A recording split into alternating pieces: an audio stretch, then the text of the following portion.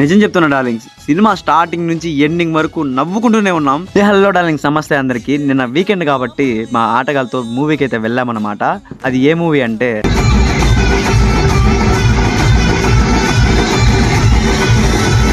ఇంకా మ్యాటర్లోకి వస్తే ముందుగా నేను మా ఆటగాళ్ళు కలిసి టికెట్లు తీసుకొని అయితే వెళ్ళిపోయామన్నమాట. మేము లోపలికి వెళ్ళేసరికి థియేటర్ అయితే ఫుల్ అయిపోయింది డార్లింగ్. ఇంకా hero Kiran Abbavaram entry scene ఉంటుంది డార్లింగ్, మామూలుగా ఉండదు.